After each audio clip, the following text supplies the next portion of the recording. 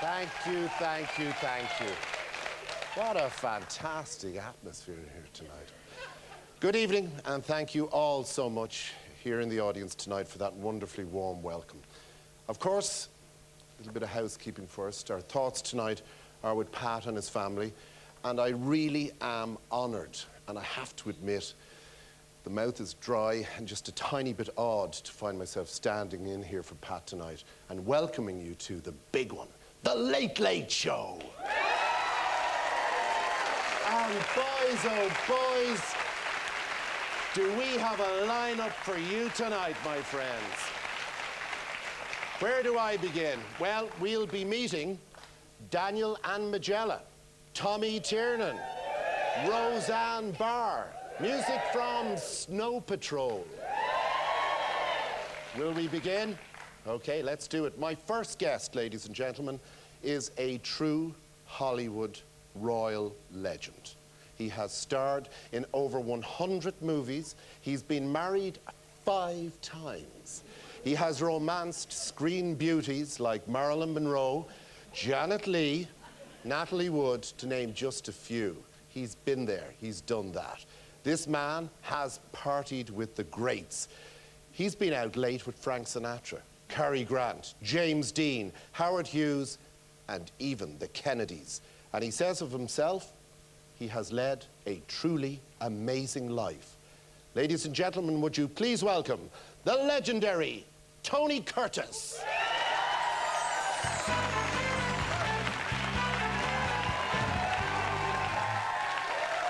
Hey, cowboy. Mr. Curtis. You know my funny wife. And it's a package. This is his beautiful, beautiful wife, Jill. And Jill... She's number 4. Jill is number 5. Number 5, Tony. Where, you know, we have to keep count here. So fifth one. Jill is how many years younger, Tony? 40? Would it be 43? Like that. 43 years younger. That works for me. And if she dies, she dies. Jill, lovely to meet you. Thank you for being here with us. Tony, let's go, buddy. I'll see you later. Where am I? We're not dancing yet, my friend. I'm so happy to be here with you. Do you know something? We were doing a photo call with this legend here earlier on, and I was so nervous, you know, meeting one of the greats, one of the truly serious movie legends. And he's here with us tonight at 83 years of age. 83. Yeah, and this man rocked and rolled with the very best of them. Now, let's put him in context, okay? Let's go back in time and just have a quick look at where it all began, as far as I'm concerned, in a movie with Marilyn Monroe called Some Like It Hot. And Jack Lemmon. Let's have a look. Well, I don't know how to put it, but I've got this thing about girls. What thing? They just sort of leave me cold. You mean like frigid? Well, it's more like a mental block. When I'm with a girl, it does absolutely nothing to me. Have you tried? Have I? I'm trying all the time.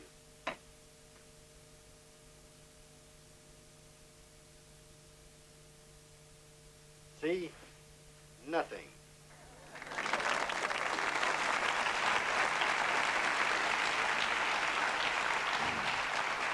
That was you, and you know, for you know the real movie buffs, that was you doing your Cary Grant, one of your great heroes. You're doing Cary Grant, you're being Tony Curtis, and you're kissing Marilyn Monroe. Yes, what a combination. What was it like? Well, Marilyn was having a lot of trouble then. Oh, I'm sorry to hear You know, we knew each other 10 years. We went together in the late 40s, early 50s. And she went on and started a career. I was already underway. And we run across each other at parties. And everything was fine. We always liked to, reminisce about what it was like with each other. I had a Buick convertible with Dynaflow drive, pale pink, pale blue. Beautiful car. And she'd always ask me about the car after we had, you know, had busted up. And then we met again when we did the movie Some Like It Hot. she was a tortured girl. It was very hard for her to accept the reality of what a player she was. There wasn't a woman around that was better than that girl. Now, Tony, she was a dangerous woman for a young man, because I think she was 19 when you met her first, and you were 20 maybe. Both of you just getting ready to break into movies. Well, we learned about each other. Really, we learned about what it was like to elaborate? be with a woman and a man, you know. Well, now, you brought it up, Tony, because, you know, there are some people who disrespect the love-making memory of Marilyn Monroe, who say that she wasn't good in bed. Well, there's not much to learn. There's only a few things you can do, you know, and that's it. And so, she could do them all. And you'd sit on the edge of a bed and do nothing and feel you were doing something. It was a miracle. That's extraordinary. But you know, I loved it all. For me, it was an extension of what I had hoped it would be like. Being in the movies, that's all I ever wanted to do, was be in a movie. And you know what saddens me? What? All of these guys and girls are all gone now. Oh, your old friends. Cary Grant's gone. James Dean's gone. That's sad. Hugh's gone. Yeah, but what are you going to do? That's the name of the game. Now, you know, when you look back and, you know, you partied with the best of them, you rocked, you rolled, lots of women, even drugs later on, certainly not short of a few drinks upon an evening. And yet, they're all dead. Jimi Hendrix is dead. All your pals are dead. Yes. You're still here. What's the secret? A lot of us, I include all of us, are gone now because of the heavy toll that drugs, living fast, had its effect on us. That was a very powerful, you know, period of time. Well, when you made, you know, many film actors did not make the jump from the big screen in the 70s to the small television screen as effectively as you did. You ended up in The Persuaders, very effective transformation, and you reinvented yourself. Then you got stuck into the cocaine. Not just stuck into the cocaine, but freebasing cocaine, not doing it by half measures. There were so many of us that got freebased, that started using. We had no idea the tragedy of what drug addiction was. It's only in retrospect that I realized how close I came to just almost annihilate myself. And I want to share that with everybody, do you know? And not go into detail, but to see what I look like now and the kind of a life I have, so it can be done. You know, you can pass over it. Well, most of them did pass over it. They went. No, and you know, I mean, you lost a son to drugs as well, and I know that's something that pains you greatly still. And I don't even think it's something that you speak about, as far as I know. Do you? If you like, I could tell you a story or two. Do, please. That'll give you an idea what it was like. May I? Please. Ori Kelly was the gentleman who made our dresses. They sent Jack and I to Western Costumes to try women's dresses on. I got stuck in a Loretta Young. And they put it on me, and I had to prance around like Loretta Young. It didn't look right. So we went to Billy Wilder and asked him if he would allow Ori Kelly, who was doing the clothes, to make clothes for us. Yeah, proper clothes, proper dresses. Proper dresses. Befitting Mr. Lennon and Mr. Curtis. Yeah, check the shoulders, the hips, everything. Anyway, that's what he did. He came to our dressing room. There was Jack and I in separate ones but alongside of each other. And Jack was wearing boxer shorts, and he measured him 29, 34, 31, 14. He measured all of them. And some guy was sitting in the dressing room writing them down. Then when he finished with Jack, he came to see me. I was wearing the equivalent of Calvin Klein's. He took out that, you know, the kind of a measuring stick he had? What our mothers maybe had. You know, it was made of celluloid or whatever. Yeah, plastic ruler. Yes. Yeah. And measured me with that one. What did he And measure? He did me 29, 31, 54, 12. So. Then when he finished with me, he went to see Marilyn. Now, when he walked in to see Marilyn, she was wearing pantyhose. Not pantyhose, she was wearing a pair of panties and a silk blouse that buttoned up the front and 3-inch heels. That's the way she came out. And Ori Kelly said, I'll measure her. And he started on the back, 24, 27, delicately. Because Ori said he had never seen a woman so beautifully stacked or built or anything. Anyway, he got to her bottom. And as he was measuring her bottom, he looked up at her and said, you know, Tony Curtis has a better looking ass than you.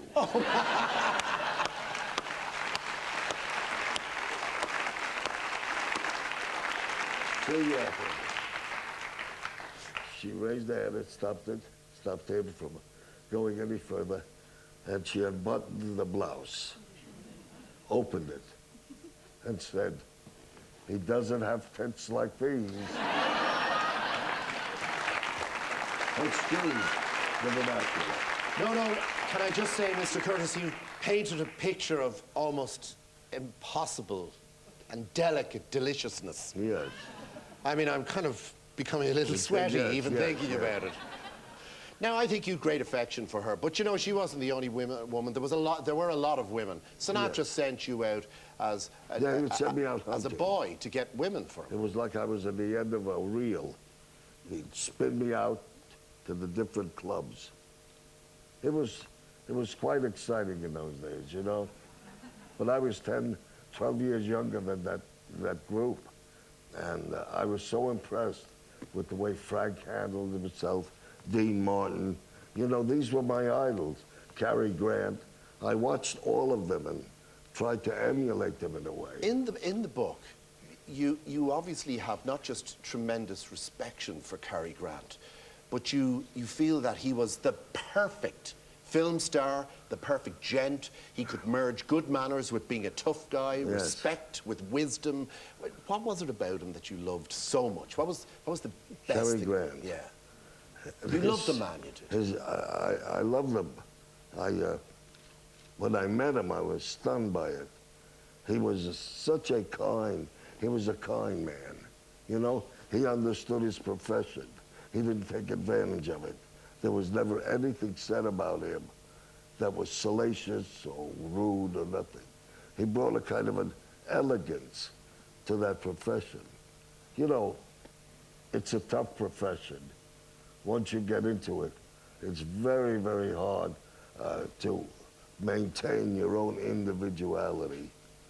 Do you have respect for the new crop? Is there anybody in particular you watch and look and admire? I do, but they have, they fall apart under certain circumstances.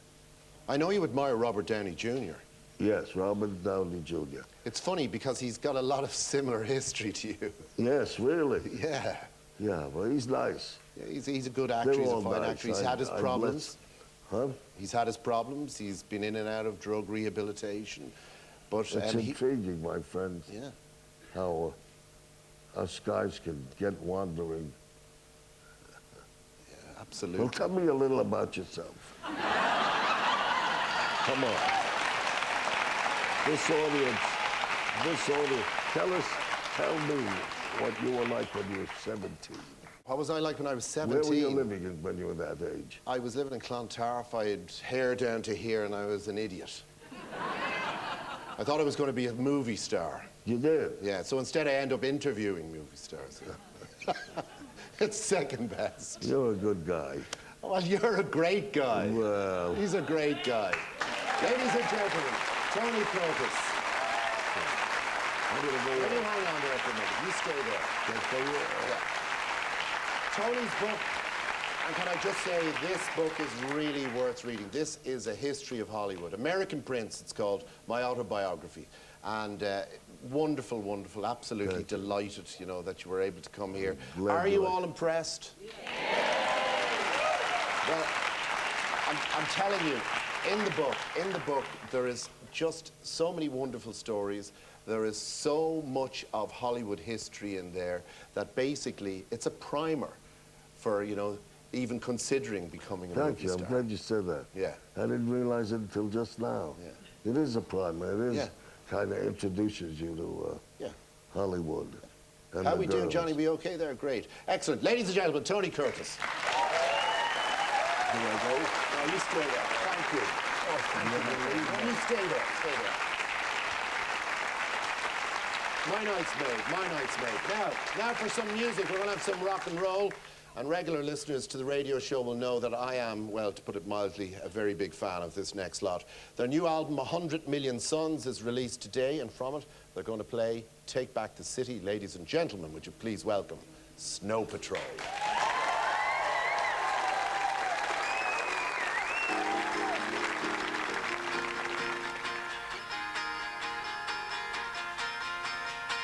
Take back the city for yourself tonight. I'll take back the city from you. Take back the city for yourself tonight. Whoa.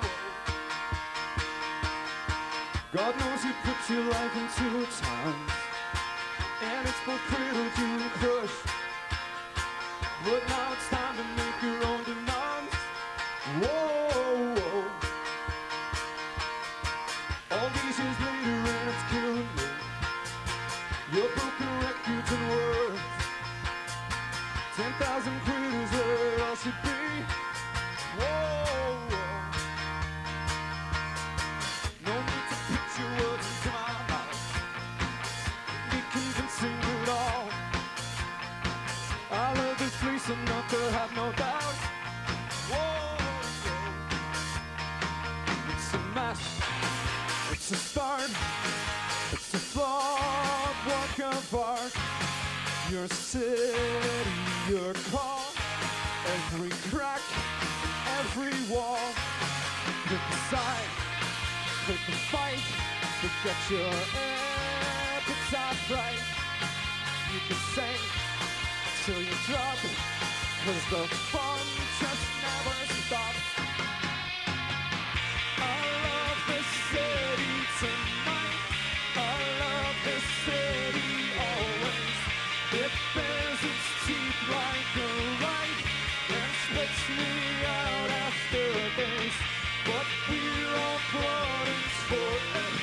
We know it's wrong and it's right.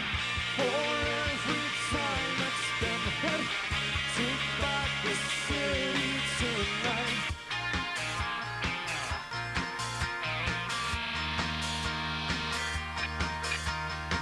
Tell me you never wanted more than this, and I will stop talking now. One perfect partner, one eternal kiss. Whoa. Take back the city for yourself tonight. Take back the city for me. Take back the city for yourself tonight. Whoa. It's a mess. It's a start, it's a flawed work of art. Your city, your call, every crack, every wall.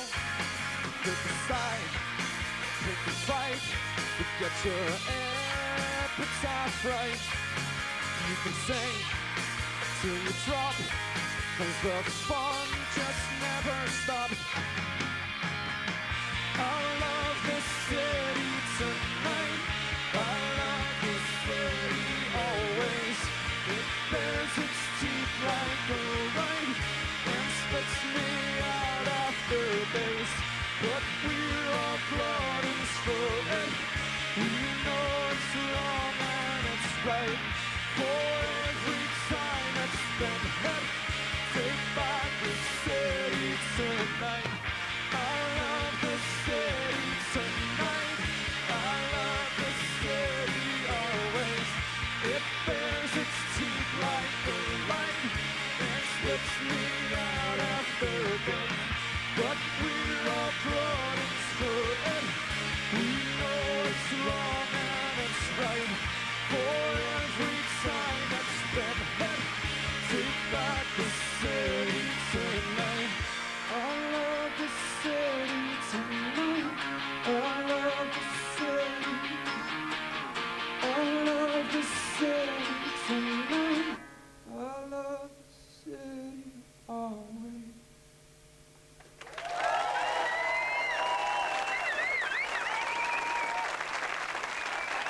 on, guys.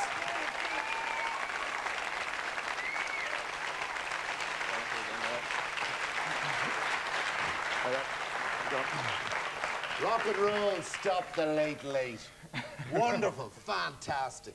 Now, it's not really, I think it would be ridiculous to be trying to interview two guys standing up here. What I want to do right now is I want to tell these guys that through good and bad times, through times I think when maybe at little odd, strange moments in my life when I was feeling a bit low, I listened to the lyrics of the songs and I sat there in tears and I went, this is a connection. These guys are geniuses, right? They're absolute geniuses, and they're going to represent us as rock and roll ambassadors par excellence all over the world. Do you have any idea what's about to happen to you? Right at this minute? No, not at this minute. You're okay. You're all right. You're okay just for now. But you've got a very heavy weight on your shoulders at the moment. Well, thanks for It bringing started with Grey's Anatomy, and I don't know where it's going to end. Brand new album, 100 Million Suns. You've stricken the fear of God into us, to be honest. I was scared. Yeah, are you scared? Well, you should be scared. You should be absolutely petrified. Because we are sending you out there to continue the work that was begun by a small north side Dublin band. I know Bangor's good, but you know, we had it on the north side of Dublin as well. And do you feel that? Do you feel that that's there with you? Not 100% sure about that. We certainly like to think of ourselves as we'd like to conduct ourselves as best we can when out there in the world. You'll be pleased to know. And you do. But, yeah. Mind you, we did have that rather unfortunate occasion when I was standing at the side of the stage. I was going, where's the keyboard player at Oxygen? And he didn't make it through the airport, he didn't. But he made it here tonight. He did make it here tonight. He did make it here tonight. No, he wouldn't miss it. He's such a vital part of that sound. Where are you off to next? We're the States, actually. We're Yeah, going well, to, a small tour here. Yeah. and we're, Stop moving away, come back here. Sorry, I'm not. I'm just afraid of you now. No need to be afraid of I'm me. not afraid. I'm not afraid I'm just anymore. like your weird uncle. And that makes me all the calmer. Tall, isn't he? Yeah. That's my weird uncle used to say. He's tall and handsome. Anyway, guys, look, it's fantastic to have you here. Thank you. And I don't have to wish you the best of luck because I don't think luck is in it here. They've got talent, and that's all that really matters. It's been a pleasure. Take care. Snow Patrol. There it is. Look at that. Take a look. Hey, Johnny, give somebody a free album there, will you? Thank you very much indeed. It's a great album, by the way. Enjoy. Enjoy. Okay. Snow Patrol, by the way, are in the Gate Theatre, Dublin, on Sunday. Good news for them, bad news for you, because it's sold out. Okay, but it'll be a great concert. They'll be coming back this way shortly, don't worry. Now it's time to tell you all about tonight's phone-in competition. And I have been warned not to mess this up, because Pat gets it absolutely perfect. The prize comes from the Kieran Maguire Group. They are the developers of the Palm View Resort in Cape Verde, which is set to be the world's most luxurious resort. The first phase of their apartments and villas have just been launched. Details can be found on kieranmaguire.com, and here's the prize. Cape Verde is the new Caribbean and a great destination for water sports and diving, and just complete luxury and escapism. Yes, that's it, friends. Luxuriate in the sun. You and a friend will enjoy 7 nights in 5-star luxury with all meals, sports and activities included. But just in case, we're going to give you €5,000 spending money to go with the holiday. Yeah, I kind of felt like that as well. Now, for your chance to win, answer the following question. This is such a cinch. It's really basically a giveaway. Which of these is the title, and don't say anything, shh. Which of these is the title of a famous movie starring Robert De Niro? Is it Cape Hope? Is it Cape Love? Or is it Cape Fear? Now, if you think you know the answer, call 15 15 71 71 81 with your name, your number, and your answer. Or you could text LATE, followed by your answer and your name, to 57111. Viewers in Northern Ireland won't be left out. You can also text 57111, or you could call this number, 0901 293 0050. The usual terms and conditions apply. You must be over 18 years of age, older than me. Lines close at 11 tonight, and I will be calling the winner before the end of the show. So remember, you must be there to take the call, or you don't get the prize. Coming up after the break, Are you ready for this? Daniel and Majella, together for the first time.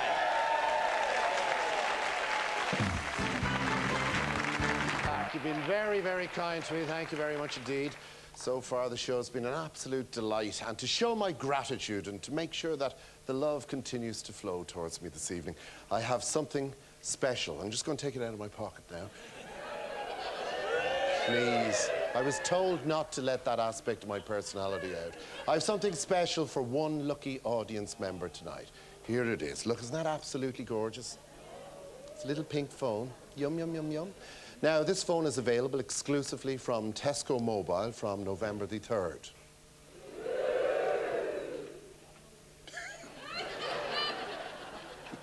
They keep asking me to turn it around, and I'm turning it around. I love doing that. Now, who... Please. Please. It's not Vicar Street. Now, who will I give this mobile phone to this evening?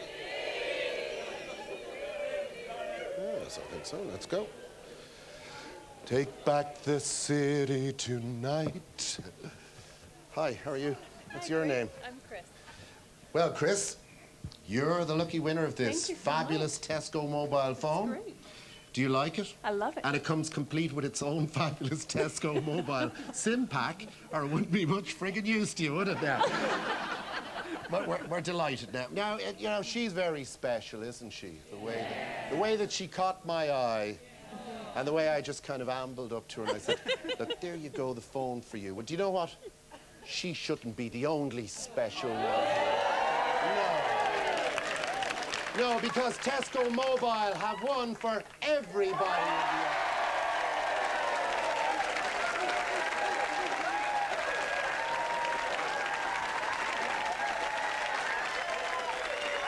Okay, there you go. Isn't that absolutely fantastic?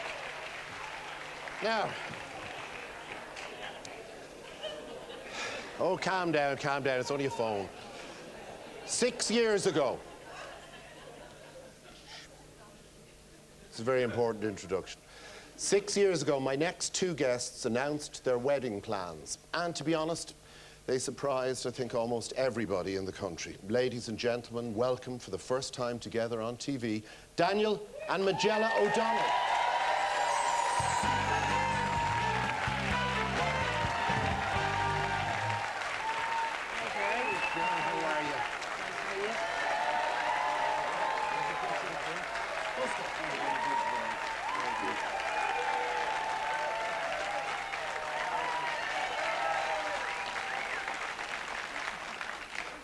It's a lot of icons on the show tonight. I'll tell you. How are you two? Very good, we're great. Oh, you're looking great. Do you know that? You're looking fantastic. Now, I think I'm right in saying that this is the first time that the two of you have been on together, yeah, isn't it? it's the first live. We did a recorded show with Gerry Kelly in the North a wee while ago, but this is the first live appearance, as we can be live. Or as live as we can be. It's a double act, folks. We're in trouble here. It's a double act. Now, how long are you married? 6 years. 6 years. On the 4th of November. Who proposed to who? Well, I proposed to her. Yeah. And over the phone, through her mother, over the phone, while she was sitting beside you. It's very complicated. It was a wee bit complicated. Yeah. We met in Fancy that from you. We met in 1999, and then we got engaged Christmas Day 2001. And we were up in Donegal, and it was Christmas morning, or just before dinner time, and my mother and Kathleen, my sister, and all the family were in our house for dinner, and a few neighbours, and I had the ring already, you know, and I was trying to get her in a quiet moment. Is it a decent ring, is it? Oh, sure, it's a mighty rock altogether. I have one to go with every outfit, actually. It's not just one. Do you hear that? Do you hear that? I reckon it's Buzz. When you push her down there, she's going above her I reckon station. it's Buzz. He's trying to tell a story. But anyway, we eventually I said to her, did you ring your mother? And she said, no, I'll do it later. I says, go on and ring your mother on Christmas Day. So she picked up the kitchen phone, and I says, will you go into the room? I says, we'll have a bit of quietness. So she went in, and that was when I got her on the quiet, and she was on the phone to her mother, and I took the phone off her, and I says, Marion, I have a bit of business to do now. I have to put a ring on your daughter's finger. So Marion was crying, she was crying. We came downstairs, and everybody else was crying. So it was a typical So it was an happy awful Irish crying. occasion. And how long did it go on for? I mean, how long did this proposal take? Oh, it didn't take too long. no. Oh, God, no, it was a But quick did he event. actually Did- say Gerry, the words? the I mean, dinner- did he do the, No, you know... no, that was it. He asked me Would through you my do it mother. now? Would you do it No, now? I wouldn't tell you. If you We d- couldn't take long because the dinner was ready. So you weren't down on one knee? Well, I was Daniel kinda, you know, I O'Donnell. was kinda like, you know. I mean, It was good enough for me, Gerry. I It was good enough I for was you. 40, like, you know, when you wait that long, you have to be careful on the knees. Now, of course, you said yes, and there began probably one of the most fascinating stories for any Irish couple, because the papers went berserk. I think I recall talking to you on the radio programme as well, and everybody was, who is she, what is it, what's going on? And there were all sorts of things. She's been married before, she's 2 children, will they get married in a church? And I remember he came on and said, you know, I don't give a fiddlers. I love her, and that's it.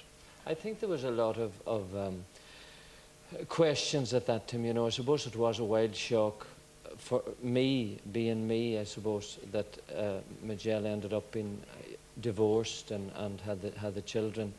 But, I mean, at my age, first of all, I suppose, before I met Majella, I was very content and happy, and maybe I didn't even think I would meet somebody to settle It was just down with. Ludo and darts for I you know. at that stage. Maybe just the Ludo. The darts would be too dangerous for me. Probably. But anyway, when we met, we just hit it off, I suppose, right away. And then there was a period when I questioned it. When I knew it was getting serious, I suppose I did question the whole thing of Majella being married, even though her and her husband were already divorced and they'd been separated for a while. And we parted, you know, or we stopped seeing one another for a while. You finished with you? And Was he going through a terrible crisis, was he? Blew me out, he did. Just, this isn't working, I'm sorry, you know. And what was your reaction to that? Well, I was terribly disappointed. oh, she was very cute. She said nothing. She knew it. She knew I was going to come back. Well, of course, you were getting old. You needed help with your jacket and stuff like that, you know. But anyway, I suppose after a period of a couple of months, I realized that, you know, happiness is something that if you find it, you should grab it with both hands. And I thought that whatever difficulties we might face, be it in the religious sense or whatever it might be. But you didn't it face was- any difficulties, No, really. At the but- end of the day, I think no. there was a tremendous warmth. Oh, I know, towards yes, but I both of you. suppose you have all these questions, you know, and I realized then that, you know, to be happy was more important than all of the other obstacles, and we just got together, and it's the best thing I've ever done in my life. Now, I know, yes, and that is what love, believe you me, love is always worth applauding, isn't it? Now, I know you 2 children already, and this is one area that I know that both of you find a little bit difficult to talk about, and you probably, you know, had your private chats about it, and that was whether you would have any more children with Daniel. Now, men tend to be a little, to be honest, probably less interested in that until it comes along. But you did want to start a family, and that didn't work out for you. Was that a big disappointment?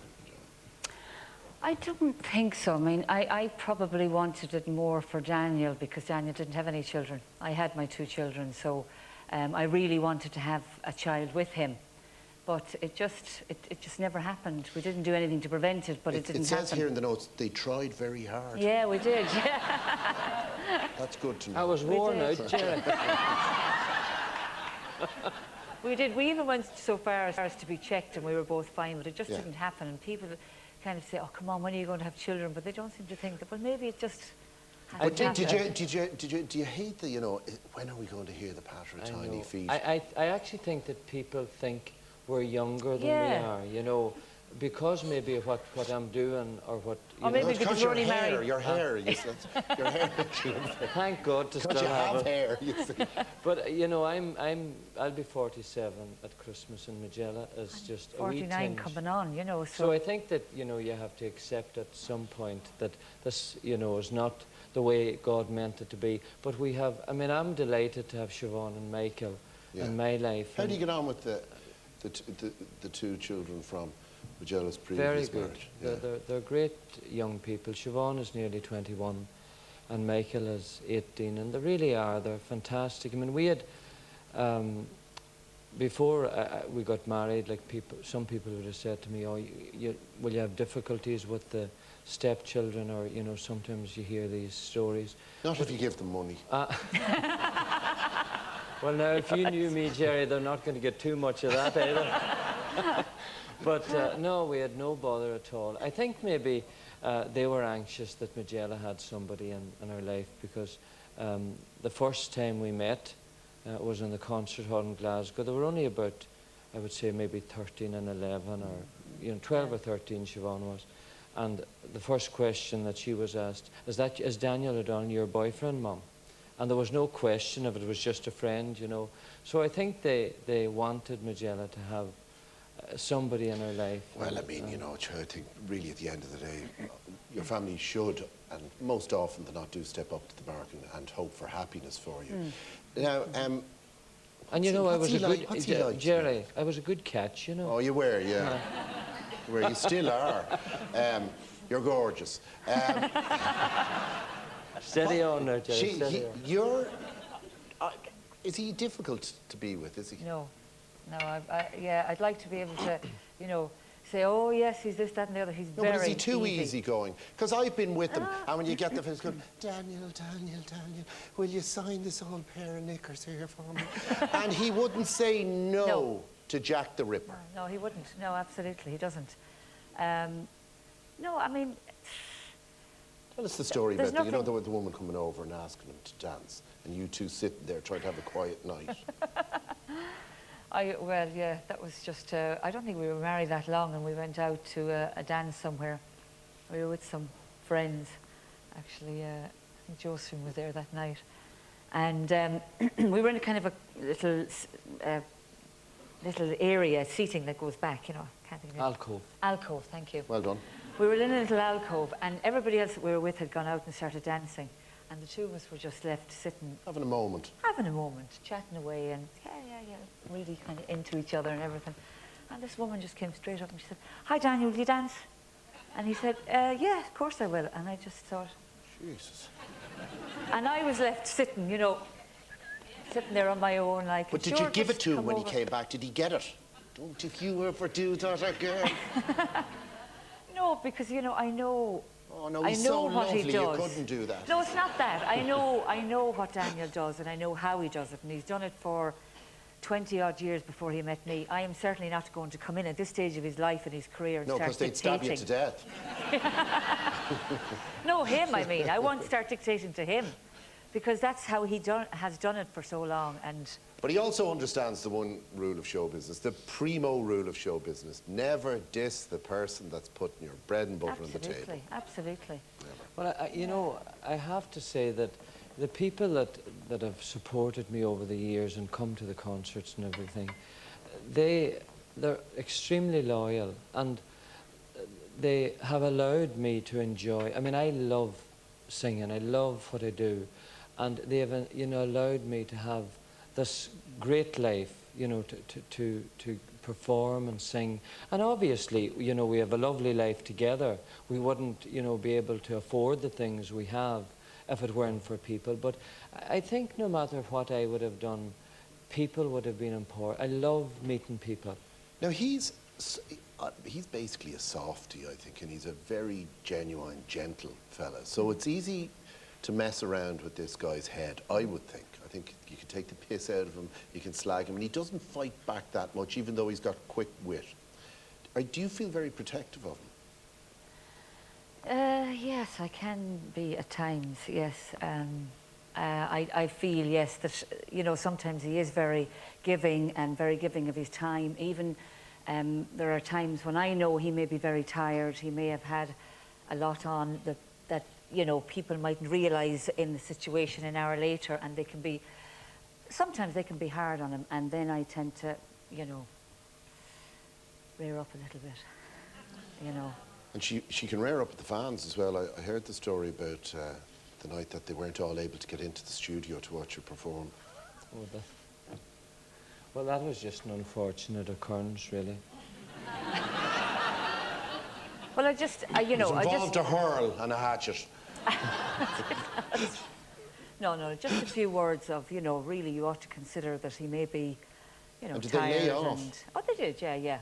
He had just done a very long tour in America, and he had come back to do the show, and he was tired, and I know I shouldn't do it. It's probably, you know, I should stay out of it. But it's hard when you're standing there and they're, you know, maybe you tearing should into do it. But I and have to say part of the that job. it happens very seldom, you know, that there's any disagreement with true, people. that is You know, true. that's not something that happens. I think the most thing, maybe, if there's any kind of confrontation, it might be from people that wouldn't really be fans, and they might see us somewhere, maybe coming through an airport, and, you know, they think this, you know, they might sort of say, oh, how are you, you know, the usual carry on. And very often I would just walk on, you know, but now her ladyship... Was that an God impression of one of the save us, fans, The was it? red rag to the bull. No, not fans, no. And then I have to go back, you see, to try and, you know, Can't it be may them. be people, you know, trying to take a bit of it. And you'd be Mickey. walking back going, what did you do? What did you say about him? I did, yeah. So You're I then dead have right. to, I have to go back then to get her out of it, you see. And if there would be what's your nothing problem, said, you we know? would be I'll give you away. 2 cups of tea. What's your problem? You know. Well, look, it's wonderful to see the two of you so happy together. I mean, I don't know what your ambition for the future is, but I presume it's more entertainment. You have a new album out. We'll be talking about that a little later on. And I would imagine that it's also to grow old together too now. Absolutely. Absolutely, Yeah. More of the yeah. same. More of the same. That sounds pretty good to me. Okay, ladies and gentlemen. Could I Yes, you just... can. Don't nudge it. He's got an I important just thing want to to say. say, we have a lot of shows before Christmas, but They're I not just all want to booked out, say, is that it? there's no. Yeah, go on. We just added another show that's going to be in Mullingar and the Park Hotel on the 17th of December. One of a man that played with us for many years in the band, his wife on Wednesday had surgery to have her leg amputated, and they have a lot of medical bills to cover, but also they're going to have to redo their house, and, you know, it's a 2-story house, and fix the bottom floor so that it's friendly for wheelchairs and everything. So the band, myself and Mary, are putting on a show in Mullingar. The tickets will go on sale, I'm not sure when, but they'll hear about it. So just to know that that's an extra show coming up. And give us a shout it's in the charity radio show. programme, Yeah. and we'll sell them for you. Yeah, thank you. Okay, that's not a problem. I'm delighted to have you both here this evening. you. You've made my night for me. Thank you very much Good to indeed. be here. you. Thanks very much. Yeah. Thank you. We'll see you later, okay? I'll be back. Our next guest is one half of a very famous television couple. But the added twist is that they are, in real life, a couple both on screen and off. Would you please welcome one half of the Richard and Judy formula, Richard Madeley.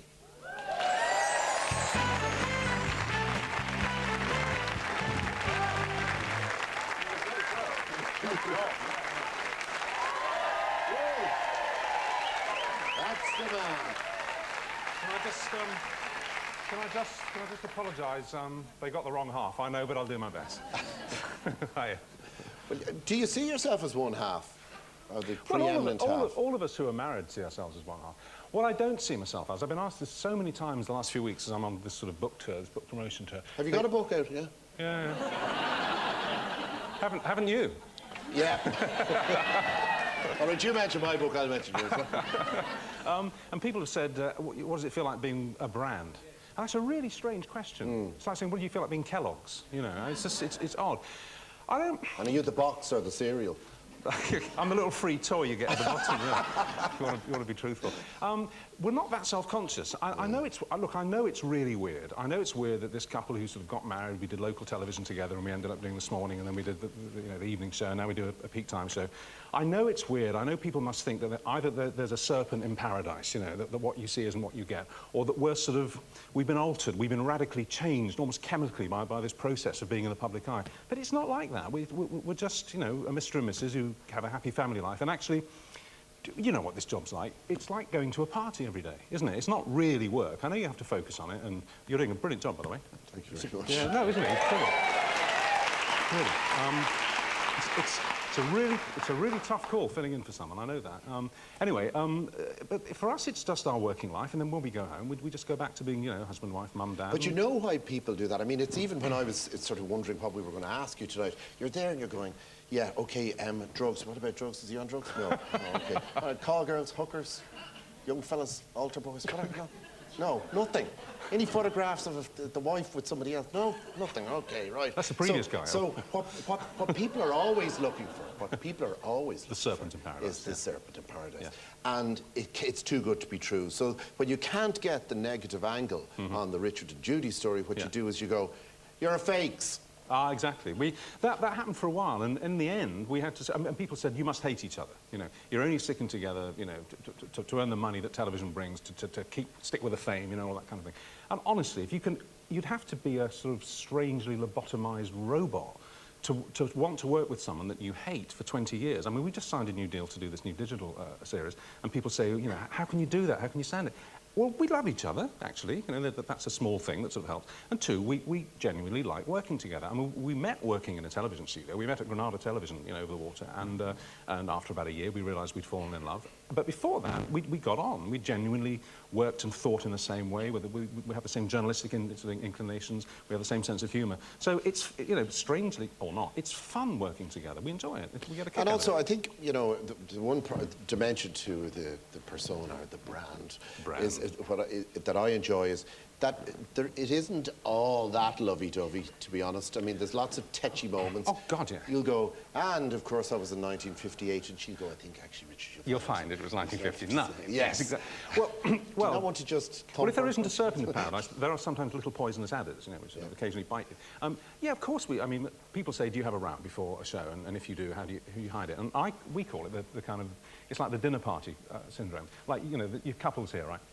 And you're having friends around for dinner, and they're due at 7:30, and at 7:15, you suddenly find yourself having the mother and father of a row, saying things that cannot be unsaid, you know, for the rest of the evening or even the next day. And then the doorbell goes, and you remember you've got people coming. And it's the fixed grin, and you come in, darling, they're here. You know, and then she trips down looking wonderful, and they come in and you serve drinks, and you say, I'm just going to check on the lap, be back in a minute, and then she follows, and all your friends go, they've had a row. They've had a row, I can tell. So, but that's normal. In fact, after we have had a bit of an argument, you know, before the show, and we get through the show, and hopefully we thought we've hidden it. Now there's this thing called the internet, you know, and there are sort of sites and bloggers and stuff, and it's there 10 minutes later, yeah, they had a row, we could tell. So, but who cares? That's normal. That's normal life. Have you ever deliberately tried to mess her up? No.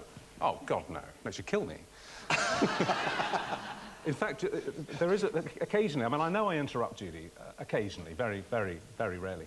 And when it happens once too often... I would say approximately 5 or 6 times every minute. Probably that, yeah. And when it does happen, once too often, even for her taste, she waits, she's very good, she looks at the monitor, she waits till the camera's off both of us, and then she does that. We call it the Judy jab. And that side of my leg can often be quite yellowish by the end of a week. It's a good restraint. So you know when you've gotten the Judy jab. Absolutely, yeah. Zip it. Now, of course, you went through an interesting period, this is a backhanded compliment, where you suddenly started looking like you were in a boy band, and your hair was fantastic, it was spiked up. And, the short hair routine. And you were looking very dapper, very cool. It was around the time Daniel Craig, I think, was being picked for Bond, and I went, that swine is going for Bond. And I was just wondering, was she looking at you going, what the hell is going on here? What are you doing? No, there were a series of... You know how the press takes off on something, and there were a series of articles about me which, for once, kind of didn't get to me. They made me a bit self-conscious, and they said, this guy's had the same haircut since 1982, and he ought to do something, and they had sort of mock-ups of what I should look like. And I said to our, you know, hairdresser who comes in occasionally, I said, look, shall I do something? And she said, leave it to me. close your eyes, have a little sleep, and I'll sort this out.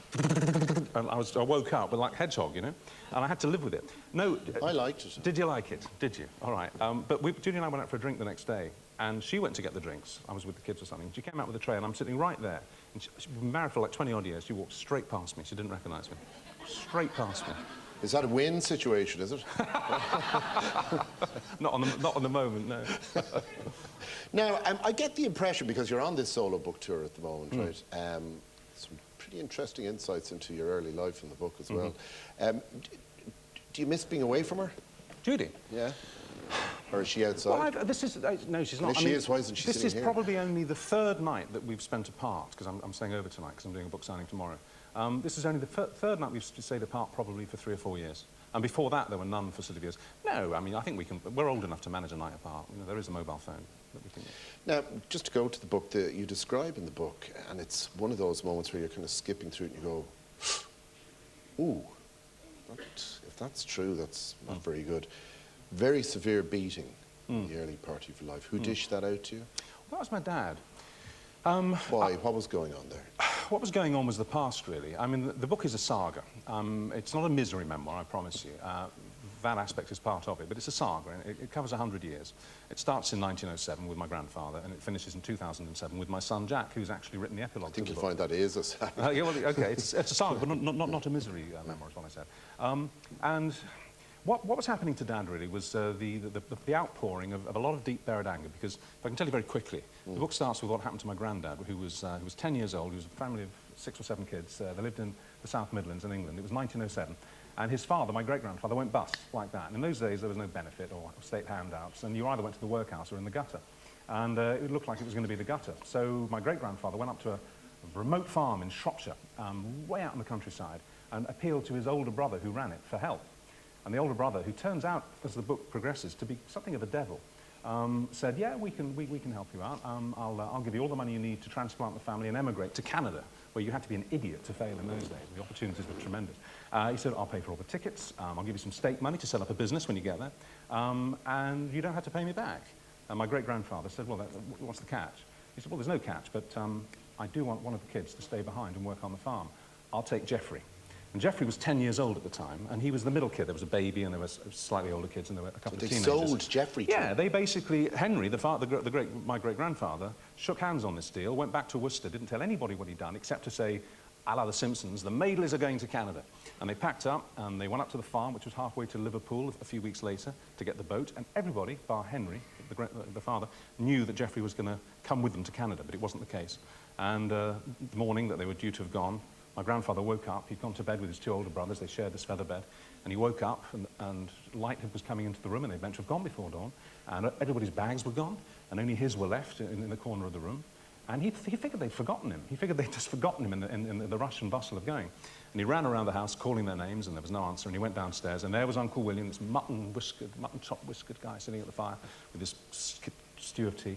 And he said, where were they gone? And William said, sit down, I'll tell you your fortune. And he told him without dressing it up at all. He said, they've gone, they're probably on the boat by now, they left at 2 in the morning. And the deal is, my son, that you stay here, and I've done this deal with your father, and you will work off the debt until you're 21. I gave your father money, but I got you. He didn't dress it up. He explained it in words of 1 syllable. And thus, my granddad's incredible reversal of fortune began. Appalling. It's appalling. But the thing is, that, if you like, was the original sin of the father in my Madeley line. And it spilled over into my father's life, because it screwed up Geoffrey, my grandfather's life. He had other reversals of fortune. But how does that explain your father beating you so viciously? I'll try and put this in 5 sentences. What it meant was that my dad grew up with a father who showed him no affection whatsoever. He'd been so damaged, he'd withdrawn into himself, which left, as any child would be left, my father feeling incredibly rejected and angry.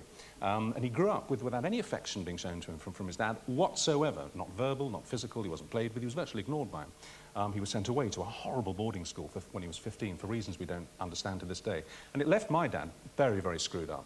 He overcame most of the damage through my mother. He went to Canada and met her, saw her happy family, and adopted a sort of a carapace of happiness, which he learnt to sort of inhabit and live. But deep down there was buried anger. And finally, when I was about 8, having had a great upbringing until then, and he was the opposite of my grandfather with me, it just came out. I did something very minor, I don't know what it was, and he told me, he'd never hit me until then, and he told me to face the wall.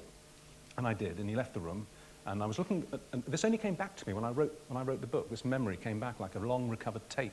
And I'm looking at this picture on the wall, and it's of a Canadian lake with leaves drifting onto it and strange rocks coming out of the water. And I can see this right now in front of me. And I thought maybe the punishment was going to be to count the leaves or count the rocks like you do lines, you know. And I heard the shed door open outside behind me, our shed door, and it made a distinctive noise as it scraped across the garden path every time. And that was the last time that noise had no meaning for me. And then I heard my father coming, and I didn't turn around, and I didn't see that he had this very big stick in his hand, a long bamboo cane. And the next thing I knew, we had a fire burning in the room. The next thing I knew, I thought my legs had caught fire. I really did think, this isn't a metaphor, I really thought they'd caught fire. And I heard a crackling noise, and I thought that maybe a spark had come out and caught my trousers. And then my buttocks kind of caught fire. And I was frozen with pain, and I managed to turn around. And there was my lovely dad, you know, my lovely, loving dad, totally changed. He turned almost into an animal. His features contorted and red and angry. And whistling through the air was this stick towards what would have been my shoulder blades. Because I turned it, it caught me on the upper arm, and down I went. And he stopped then and threw the stick down and said something like, "Don't do it again," and left the room. I could scarcely comprehend what had happened. And the next thing I remember from this, and again it only came back when I wrote this down in these pages, I heard what I thought my mother had come back in because she'd gone out, and I thought I could hear the whistle of the kettle blowing, and it was boiling. I think, oh, she's come in, she's put the kettle on. And then I realised it was me. I was making this noise, you know, this thin sort of keening noise because of the pain. And thus began a kind of intermittent period of 2 years until I was 10, where in between times it was sunshine and love and kisses and affection, and then these rages would boil over. But even as a child, you know, I discerned that they were nothing to do with what I'd done, and that they were aberrations in my father. Yeah, not much use to you, though, when you're on the receiving end. No, it's not. But did you resolve this with them? I did. It came to a head with a final thrashing, which was so bad I couldn't go to school the next day. And on that occasion, my mother was in the house, and she realised how bad things were, and she intervened and in a big way threatened the police, threatened to leave him. And it resolved itself the very next morning. I couldn't go to school, so my father took me on a business trip in his car. And you know how when you're driving as a couple in a car, you can often say things that you don't say face to face because you're looking forward, you know, like when you go for a walk together. And he did 3 things, very briefly. He tried to explain what had been going on in the 2 years, not in silly psychobabble, but he did try to explain that it was nothing to do with me. He said he was desperately ashamed of succumbing to these rages, and he promised me, you know, on his honour and with all his heart, that he'd never ever do it again. And he never did. And that restored the bond of trust, and the act of forgiveness that I was able to give him helped heal it. He ended up forgiving his father for ignoring him when he was a child. I forgave my father. Indeed, his own father, my grandfather, ended up forgiving his father in Canada. So what the book actually shows, and I didn't realise this till I finished it, and my son picked up on this in the epilogue, it shows that the sins of the father are visited on the son. They are. They do come through the generations. And it's actually sort of up to the son to decide how to cope with it. And forgiveness, weirdly enough, is the tool that can fix things. Well, now there, in a brief few moments, you get a taste of the passion and the fear that has been your life. Mostly it's a snapshot. It's a snapshot, yeah. Fairly horrible snapshot, but thank you very much for sharing it with us. Thank you. Richard Madeley, thank you. Thank you. Thank you. And I can tell you, there's lots more that will catch your attention there between those pages. If you'd like to meet Richard, he'll be signing copies of his new book, Fathers and Sons, at Eason's on O'Connell Street. I was there last week. One woman licked my face. From 12:30 tomorrow afternoon. Maybe she'll turn up for you. Lick my face. It's okay. Judy's not here. Richard Madeley. Lick away. Thank you. Okay. We have a quick reminder of tonight's phone-in competition, which comes from the Kieran Maguire Group, developers of the Palm View Resort in Cape Verde. The prize is 7 nights and 5-star luxury on Cape Verde, with all meals, sports and activities included. Wonder what the activities are. Plus €5,000 in spending money for your chance to win. Answer this simple and moronic question. Which of the following is a famous movie starring Robert De Niro? Is it Cape Hope, Cape Love, or Cape Fear? Now, if you think you know the answer, call 15 15 71 71 81 with your name, your number, and your answer. Or you could text late, followed by your answer and your name to 57 111. Viewers in Northern Ireland won't be left out. You can also text 57 111, or you could call 0901 293 0050. And the usual terms and conditions apply. You must be over 18 years of age to enter. Lines closed tonight at 11. I will be calling the winner before the end of the show, and remember, you must be in to take the call or you don't get the prize. Still to come, ladies and gentlemen, can it be possible? Tommy Tiernan and Leon Jackson. Welcome back.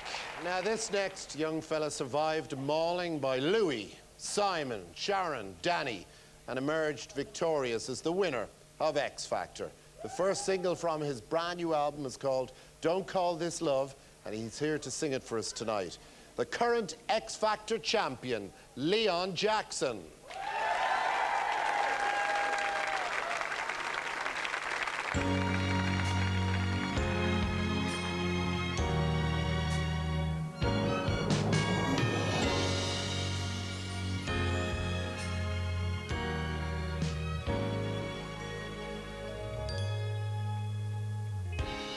Crying rain, nothing to say.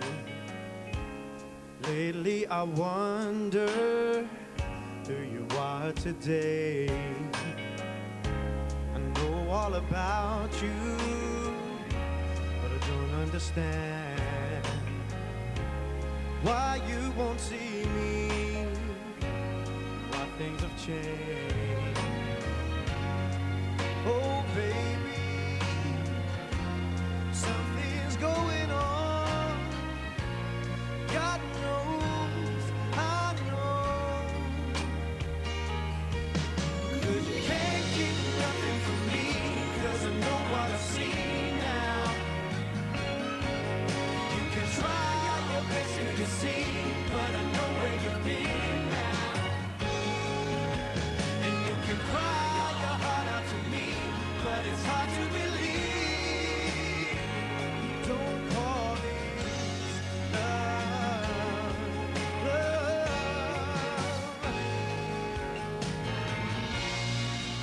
Oh, listen to me. Oh,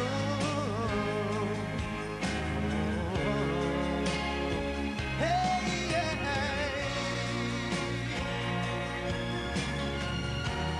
No, no, no, no, no. Baby, don't call it love. 'Cause you can't keep nothing from me, 'cause I know what I've seen now. You can try your best to deceive, but I know where you've been now. And you can cry your heart out to me, but it's hard to believe. Oh, don't call this love. I said, don't call this love. Don't call this love. Don't call it love.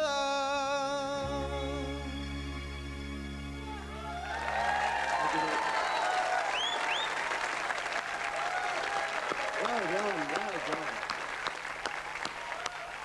Leon Jackson, ladies and gentlemen. What a wonderful band, too.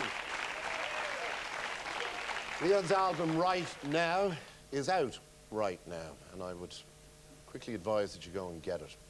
Now, some would say that my next guest is barking mad, and that's true. But to me, he's one of the most gentle, adorable, cuddly little monkeys I've ever come across. Ladies and gentlemen, would you please welcome Tommy Tiernan.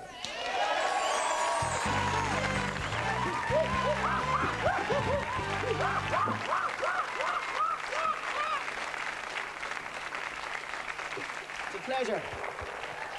Hello there. Hello. It makes a change from the robot. Oh, you're a bad man, Tiernan. You reckon? Bad from the beginning. Born bad.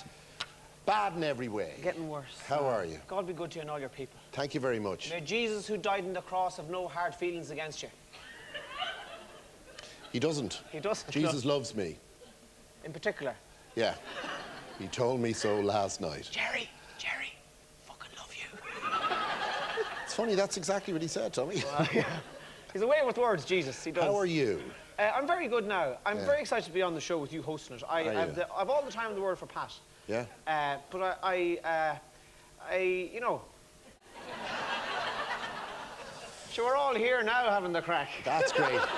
And sure, that's a lovely, lovely hat you have and everything. Oh, that's to keep the devilment in me head. Now, you've become a father. Yes, but 15 years ago. Yeah. Was that not more recently, was it not? No, I've had well, I drank this to just hold it here all night. You might be nervous. Spread it on yourself. Is there I'm not too nervous. I'm doing all right. No. I became a father again 10 weeks ago. Yeah? For the 5th time. Louis Tiernan is in the world. Thank you very much. Thank you. Yes. See, now, I'm going to tell you a secret. He said, what you should do so he doesn't go freaking mad from the beginning of the interview is talk about the child at the beginning of the interview. Oh, really? Yeah, it will calm you, they said. All right, yeah. I think it's very hard to name children. Yeah. Isn't it? Yeah, you named a young fellow of yours Rex. That's right. And nobody bet the head of you. No. I thought it would look good on the poster, Gerry Ryan. I was thinking about you hosting the show, and I was lying in my hotel bed this afternoon. I was saying, well, what'll I say? Because I know you might want to talk about the kids. And yeah. I think my son, Louis Tiernan, I think he sounds like a solicitor from Ballinrobe. Now, you see, you're thinking. That's my brainwave there. Like a one-eyed solicitor. Louis Tiernan and co, come on in, we'll see what we can do for you now. I was going to put, it's just myself here, I was going to put an A-T at the end of the co. Louis Tiernan and co. So that made me laugh. And then I was thinking about you and having a son called Rex and what that must be like, you know. And I was imagining you saying to him, do you fancy a cup of tea, Rex? And, and he'd be there. That's how I pass my days. Sorry for that. But this was all happening. The worrying thing about this was happening by himself in a bedroom. Look, you could be doing worse things now. Yeah, you could be doing worse things. I watched a porn recently. Did you? Do you agree with My porn? Ass is Haunted. Is it? Oh, it's brutal Brazilian filth. Go on anywhere. Well, give me I want to hear about that movie. Well, I tell you what, I'm in case I'm lonely. No, I'm very interested in filmmaking, and I think that the title of the movie, in my mind, is the most important thing. So, if you see a pornographic movie called My Ass is Haunted, sure, you have to watch that. You know. And What was the storyline? Just some fella bathering some young one in a shower. I didn't really know. And I was thinking about a movie that I could make. You know, but the title would have to be good, and the title would have to be laughing, and it would have to be a movie where, you know, when comedians do movies sometimes and it doesn't work because it's their, the movie would have to be as wild as my stand-up, right? And I think I have the title for it. Go on. It's called Itinerance in Space. Well, the Chinese are in space. The Indians went to the moon. The Indians landed on the moon. Yeah. God be good to them. I went into an Indian restaurant. It's very funny. I went into an Indian restaurant in Navan, where I grew up, and I was on tour.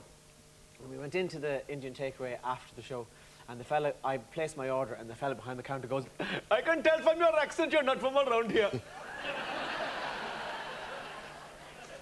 So anyway, Itinerance in Space is. How's that going to work? What's the main thrust of it? The main thrust of it is it's about 3 itinerants: Ed Ward, Ted Ward, and Edward Ward. Right? And they're all gay. And they're, the way my movie works is that. How are they dressed? Oh, they're dressed like. In spacesuits. I haven't. I don't know how they're dressed. See, now, you haven't thought the whole thing out yet, have you? You're right, I haven't. All I know is that they're expelled from the. Each tribe has its own planet. Yeah. So the itinerants have their own planet, and these, because a gay itinerant, sure, you couldn't be having that. So the 3 boys, the 3 boys are sent off on a kind of a cross between a rocket and a high-ace van to find a cure for gayness. Yeah. And that's as far as I've got. That's. That's as far as you've got. Have you gotten out of Earth orbit? Oh, no. Oh, yeah, they're in space. Oh, right, yeah. Remember in Superman, the three fellas in the plate of glass going, where are we going? Where are we going? So that's them. That's as far as they've got. Yeah. Now, of course, as we all know, the travelling community is a legitimate ethnic group. You said that, not me now, Jerry. You can... What is it? What is it? I'm saying... There's a ethnic group. I'm Show your hole. saying that Show your hole. I'm saying we're travelling people. We're not ethnic group. Trying to say that they're a legitimate... They had posters and everything, their own posters. Have their own posters? Remember, Traveller Friend? No. Yeah, but the Poles complained about that, so did the Lithuanians, because apparently we were meant to share the money out with every other ethnic group, and that didn't happen. Now, you have a good take on multi-ethnic Ireland. Oh, I do. I do. Yes, he does. I'm... This band brings people together by insulting them. Well, yeah, that's the style of it, isn't it? Yeah. That we're all having a laugh at each other, nobody takes anything seriously. Yeah, no. So I think one of the fantastic things about modern Ireland and the amount of different people we have here now, it's getting hard. The confusion on the streets is palpable. Yeah. It's getting harder and harder to walk around Ireland without bursting your whole laughing. Everywhere you go, there's, excuse me, sir. Excuse me, sir, please, sir, please, sir. Sir, please, could you please, sir, please, what time, sir, please. Please, sir, please, thank you, sir, thank you, sir, thank you. Thank you, sir, sir, what time is bus? What time is bus? Sir, please, need to know, sir, please. Please, sir, what time? Thank you, sir, thank you. What time is bus, sir, please? Need to know, sir, please. What time is bus? Please, sir. Would you slow down, will you? I can't understand. What you're saying? You mad cork, who are you?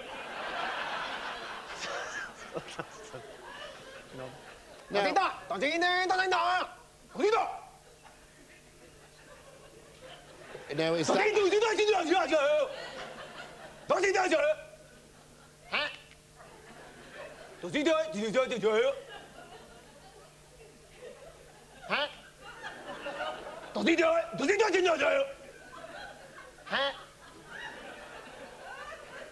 You want something on your chin? Cheeseburger.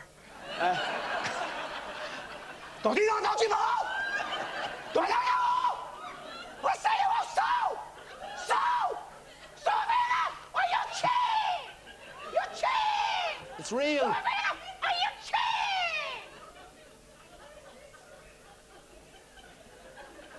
It's real. This happens.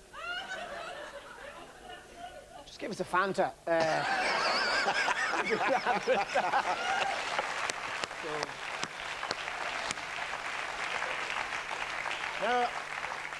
You know, we're a very advanced country. We have an awful lot of things that, you know, other countries had way before us, but now we're the same as things like video shops. Oh, yeah. But no other countries. No other countries. No other countries. Ladies and gentlemen, will you please welcome the Polish Gerry Ryan. No other countries. No other country put you through same load of shit to get membership. There was, I've never in my life said the That's words... the end of my free videos from Extravision anyway, come on. Oh, I know you've taken the punchline. Do another story. That was the Extravision was the punchline. Oh, sorry. Yeah. Oh, for fuck's sake. Sorry about that. There's no chance of getting Pat now at this stage, is he? He's probably... I was just trying to help. I was just trying to big it up. Get him. Someone call the robot. I was just trying to big it up. Oh, yeah. I'll tell you a funny story now. Are you sure? I'm not sure. We'll find out. Yeah. Jerry will horse into it, and if they laugh, it's funny. Go on. Are you ready for a funny story? But you decide. I spend a lot of time riding my motorbike now, and I love it, you know. And I know before anybody says anything, I know riding a motorbike is dangerous, okay? I've been to the National Rehabilitation Clinic, right? That's where I got the bike.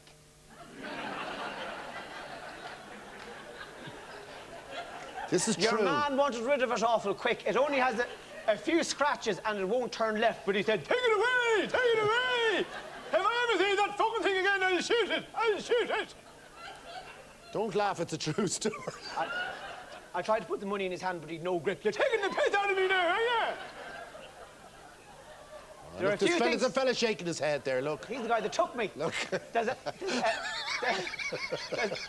a few things you have to be careful of when you're riding a motorbike. One of them, the main thing, is what I was certainly unaware of, was flies dying against your helmet. I haven't had that since I rode an itinerant. Right?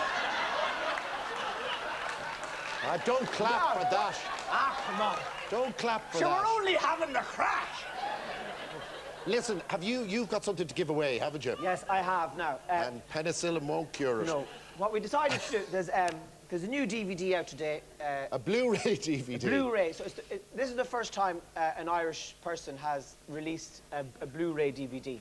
So, and it's my Bovinity one, and it's out today. It's also out on DVD. Pat would do this all for me now, but I'm doing it myself. Yeah, you know, now, well, you're meant to do something. You're meant to go into the audience. Jeez, would you just relax? All right. So, I'm just trying to help you. It's like getting your father to teach you how to drive. What are you at? What are you at? Dad, if you just shut up for a minute, I'll take the corner. Now, what we did is, for those watching at home, we have a Sony HD DVD TV. That's that right? A Sony HD TV plus a Blu-ray DVD player to give away. The way we decided we'd do was have a joke competition. Yeah, good. So we asked everybody in the audience, what was the difference between losing your virginity and losing your medical card? And the best answer will win the television and all that kind of stuff. Great. So I'm going to read out some of the answers, and then you give a cheer. Yeah. And you as well, you can cheer, and you tell me which ones you think are funny. Yes, okay? do quickly. Okay, I will. Do you remember Gay used to have the Late Late Show until 4 in the morning? Yeah, that's right. Okay, young Tommy is going to go on for another half an hour. I think he fancied me, do you know that? Oh, I swear to God. Well, I can assure you, Tommy, he didn't. Really? Because he fancies me. All right, okay. Hold on, my thing's after falling off here. Your thing's after falling off. It'd be like riding Yoda. Now, come here to me. What? Is that me or Gay? Gay. Go on. Oh, anyway. What's the difference between losing your virginity and losing your medical card? There'll never be a protest march against losing your virginity. That's good, good, yeah. What's the difference between losing your virginity and losing your medical card? You can lose your virginity anywhere, but you can only use your medical card in Ireland. I like that. That sounds like a winner. But you wouldn't want to lose your virginity to Mary Harney. I didn't write it, they did. Filth. What's the difference between losing your virginity and losing your medical card? You don't have to be over 70, means tested, or rich to lose your virginity. I didn't like that one. No, I didn't like that one either. There's no difference. You won't remember losing either of them. Oh, there's a girl who shaved her armpits. She had that girl. Hey, look. What's the difference between losing your virginity and losing your medical card? No difference. Both the same. Easy come, easy go. No. Okay. Difference. You can't ask Brian Cowan for your virginity back. Or anything else. This is, I think this is the best one. What's the difference between losing your virginity and losing your medical card? No difference. Both mean you've been rode. Yeah, that's good. So the winner is, what do we call it out, Brenda? Now, the winner is Brenda Casely. There, she's up there. Tommy, you want to go up to her? Do I want to go up to her? Yeah. All right, what will I do when I get up there? Get up there and sit on her. Well, Brenda, look at Jesus now. And Brenda, you've just won a fabulous prize. It's the latest high-definition Sony Bravia TV and Blu-ray player. Oh, Jesus, Brenda, how are you? And Tommy's going up to frighten you now as we speak. I feel like me mammy sent me on a message. It's you, is it? Oh, there's more comfort out of you, Jonathan. Tommy's DVD is called Bovinity. Hello, how are Trust you? me. Hello, it's even more dangerous than what you've just been subjected to. Coming up in part 4, Roseanne Barr. See you then. Welcome back. During the break, I picked, by a random and fair and scientific method, a card from the hat for tonight's audience prize. So let's see who the winner is. Just reminding you, the question was, who wrote the song, Are You Right There, Michael, Are You Right? And of course, the answer is Percy French. The song, for those of you who are interested, is about the railway now long gone from Ennis to Kilkee. And the man's name is Stephen Monaghan. Where are you, Stephen?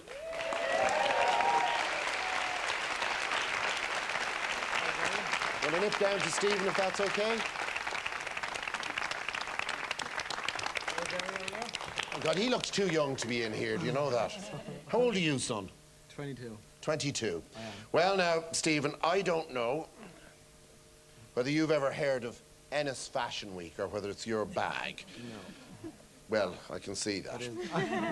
I'm told, though, that it's in full swing this week with all sorts of fashion events throughout the town, and to celebrate, the Armada Hotel, you might be interested in this bit, in Spanish Point on the beautiful Clare coast. Are you paying attention? I am. You're all right. On the beautiful Clare coast, they want to treat you and 3 friends. Have you 3 friends? I do. Can you name them? Not yet. No. They want to treat you and your 3 imaginary friends to a VIP weekend. You will stay for 2 nights in luxury in the Tranquility Suites with gourmet champagne dinners each evening. You look like a man who does that a lot. And there's €1,000 spending money for you. Thanks a lot, Terry. Details on armadahotel.ie. Enjoy your prize. Thank you. Now, ladies and gentlemen, what is the point of having Daniel O'Donnell in the house if he's not going to sing? Ladies and gentlemen, Mr. Daniel O'Donnell.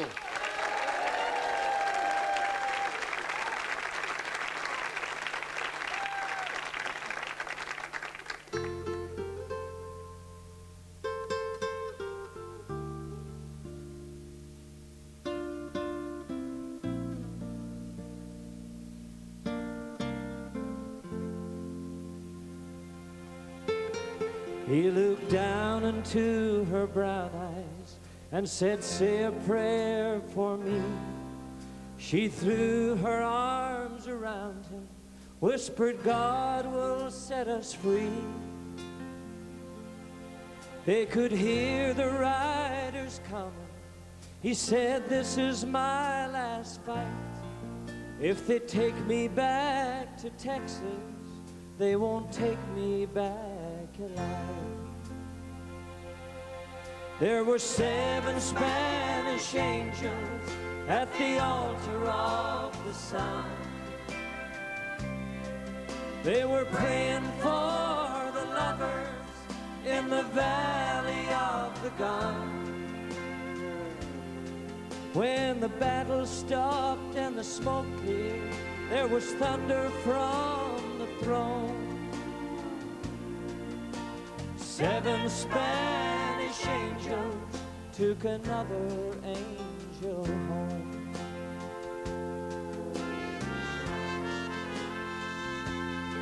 She reached down and picked the gun up that lay smoking in his hand. She said, "Father, please forgive me. I can't make it without my man."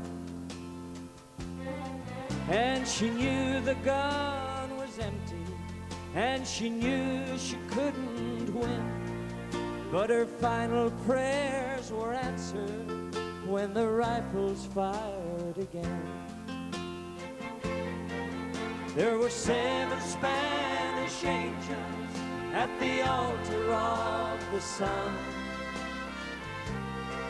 They were praying for the lovers in the valley of the gun.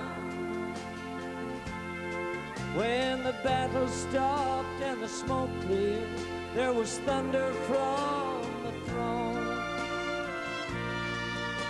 7 Spanish angels took another angel home. There were 7 Spanish angels at the altar of the sun. They were praying for the lovers in the valley of the gun. When the battle stopped and the smoke cleared, there was thunder from the throne. 7 Spanish angels took another angel home.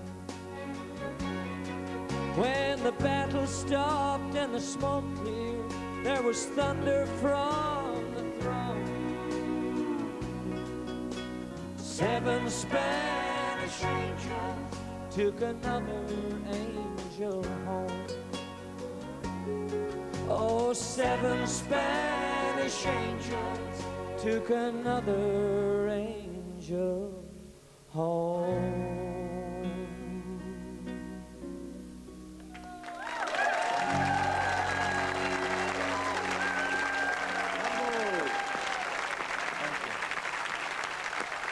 Daniel O'Donnell, 7 Spanish Angels, taken from his Gerry, latest if I can album, just- Country Boy. I know you want to say hello I to want somebody. to say hello to someone.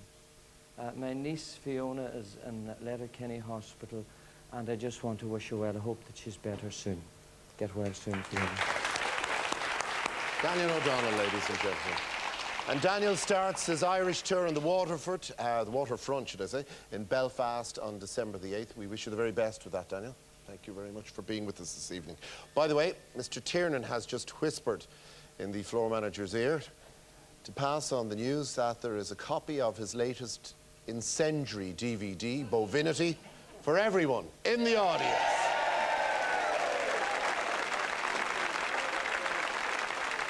Oh yeah, greed is good, greed is good.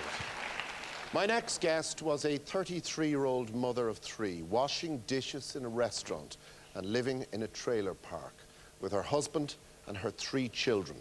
She then landed her very own TV show, which made her one of the highest paid entertainers in the world. Now she's back on the stand-up circuit. She's described as the most outspoken and provocative comic of her time. Would you please welcome Rosanne Barr.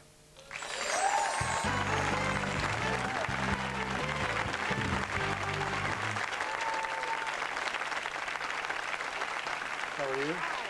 Nice to meet you. Please take a seat. It's good to meet you. Nice to meet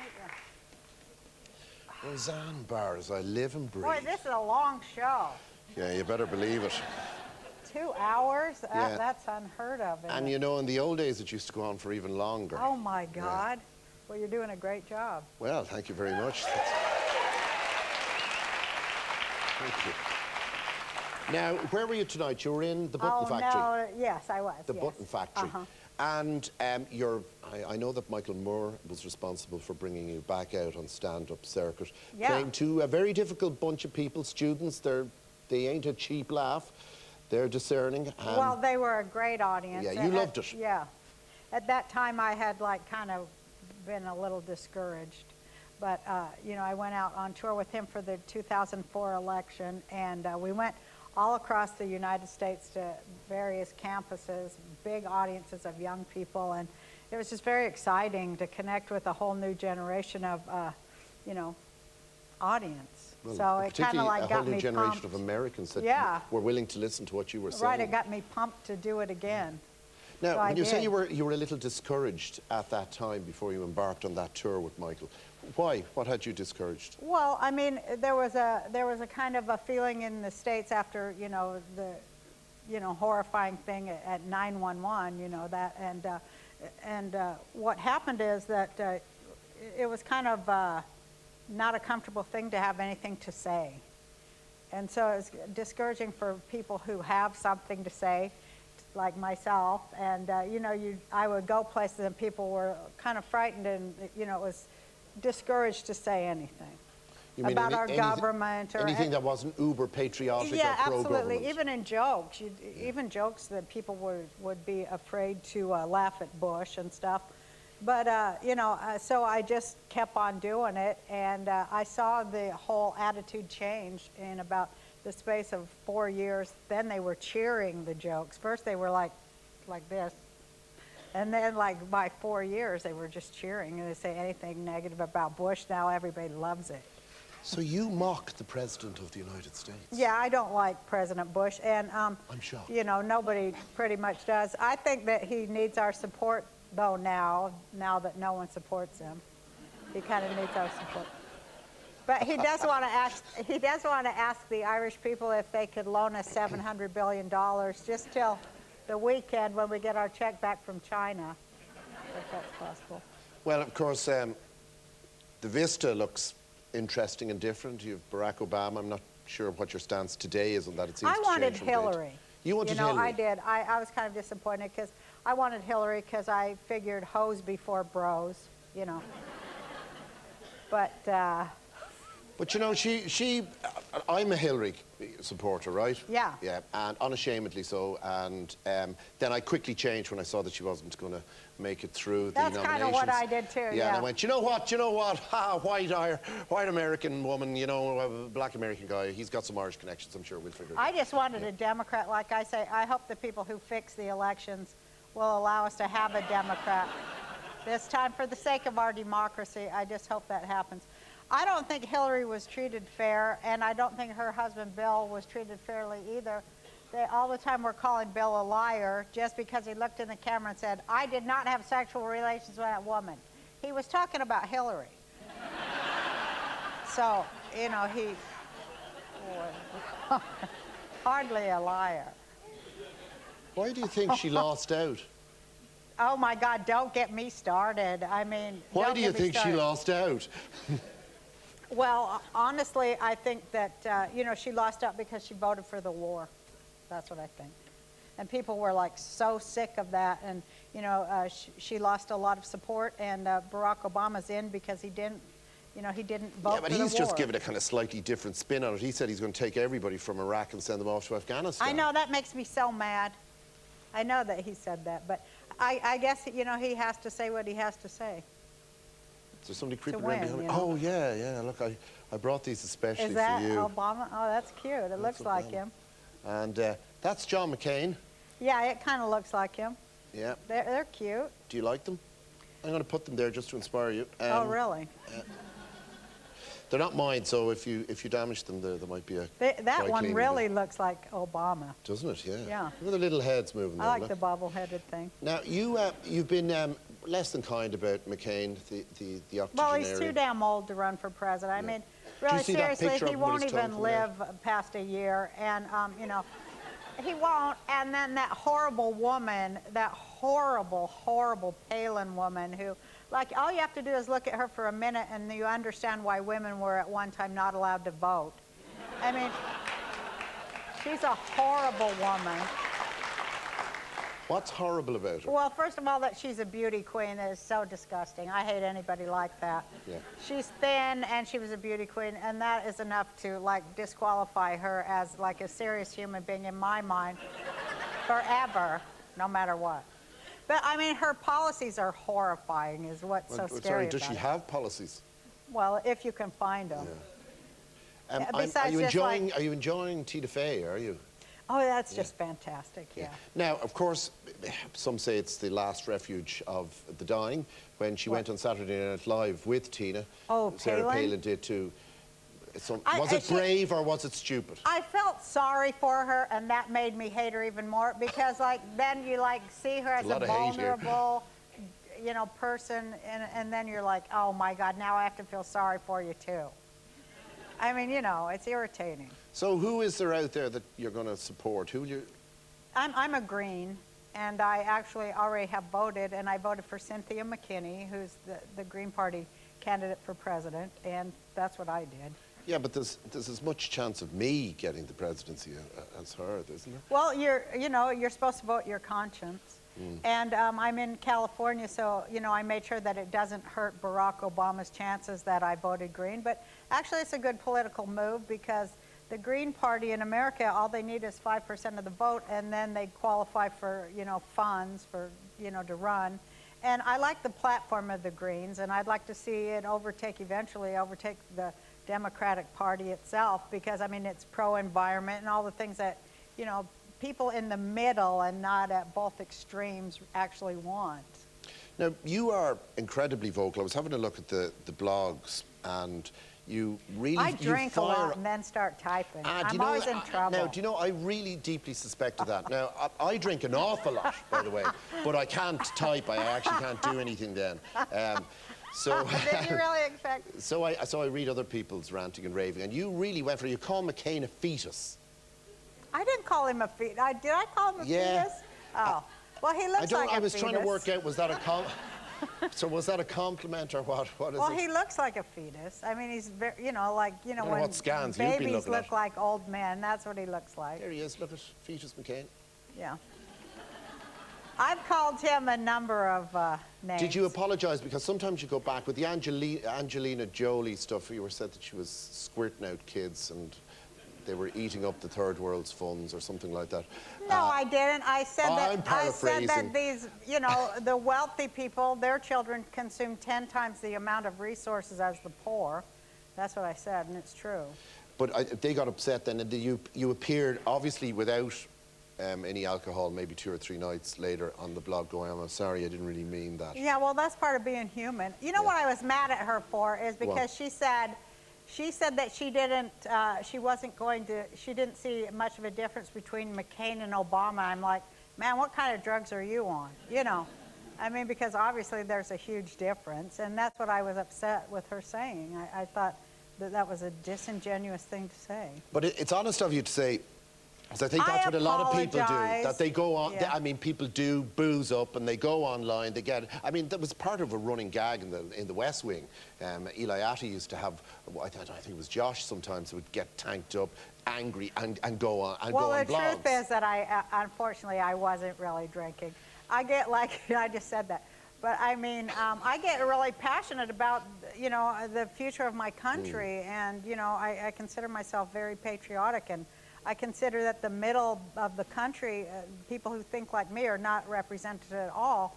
And I get really worked up about it. And I just, you know, sometimes, I mean, it is my blog and that's where I'm expressing my opinion. But sometimes I'm like, oh man, you know, the next day you're like, oh, maybe I shouldn't have been, you know, so tough. And I'll explain, it's not really Angelina Jolie that I don't like. It's the media image of what they sell, you know, her, how they sell her, and all celebrities, including myself. It's bullshit.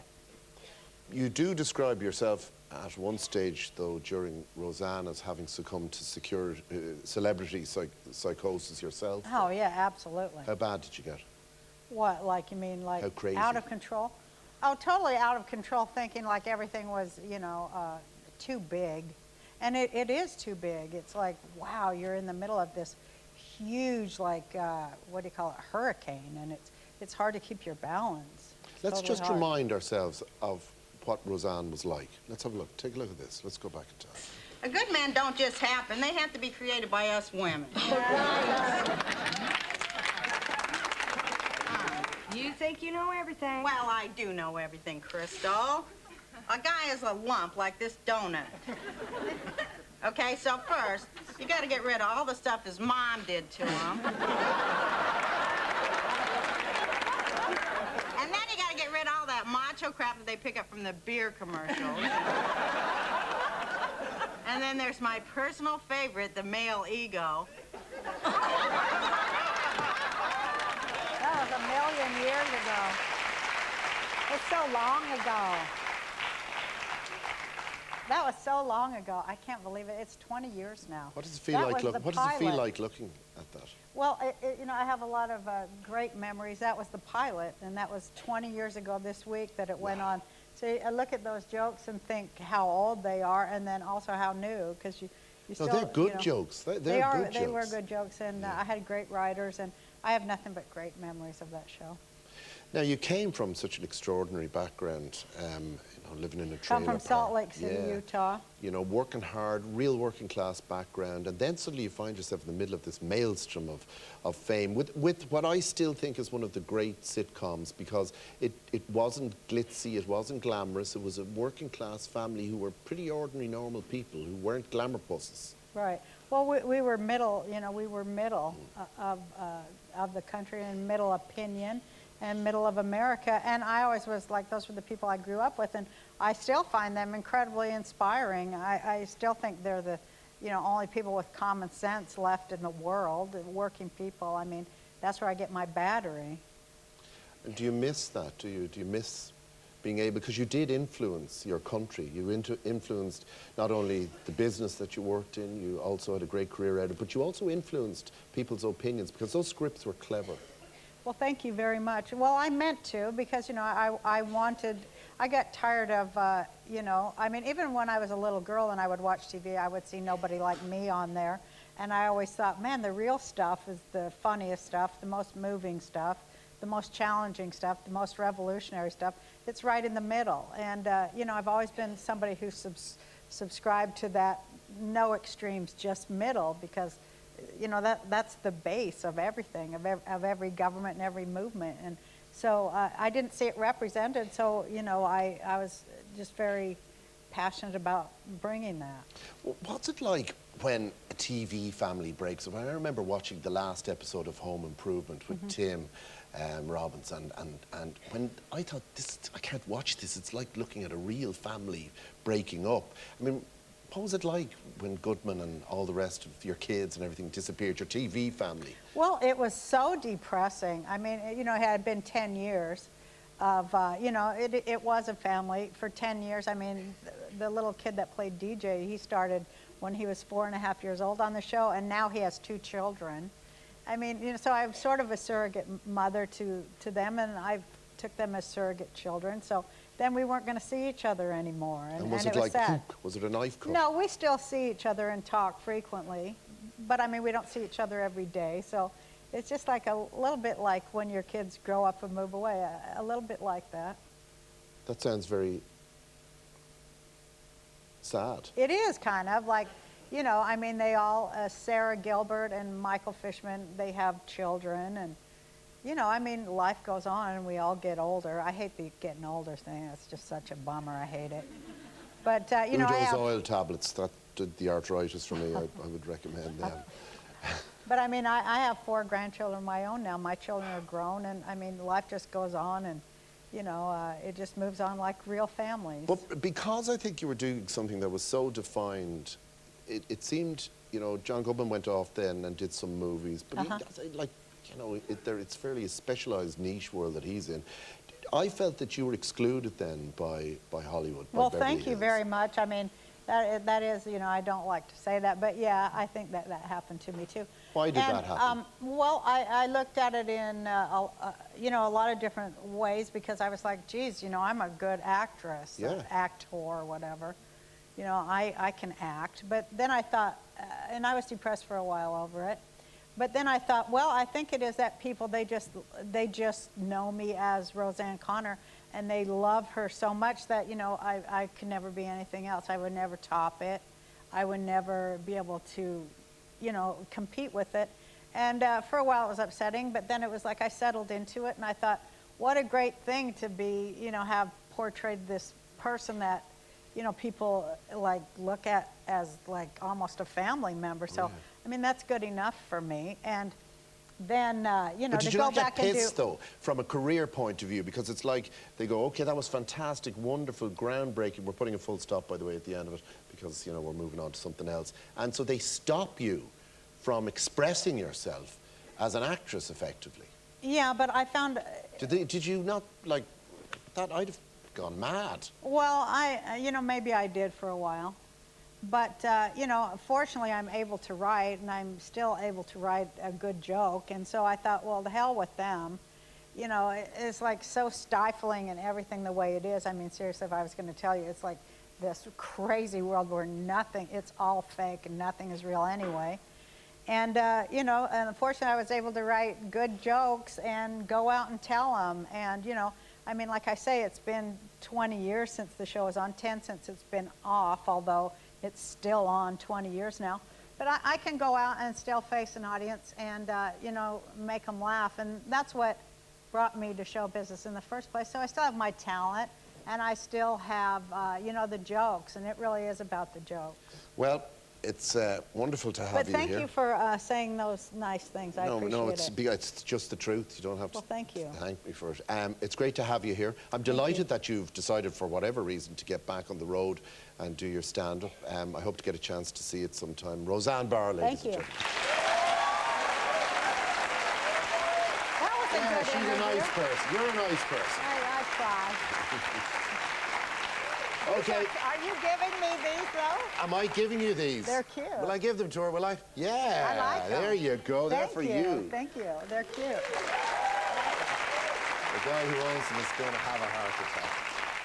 Okay, this is the part of the evening that I've kind of been dreading, because this is the listeners' or the viewers' prize. The prize is 7 nights In 5-star luxury on Cape Verde, we asked you which of the following is a famous movie starring Robert De Niro. To be honest, you'd want to be brain dead not to get this. Was it Cape Hope? Was it Cape Love? Or was it Cape Fear? Okay. Who have we got on the line?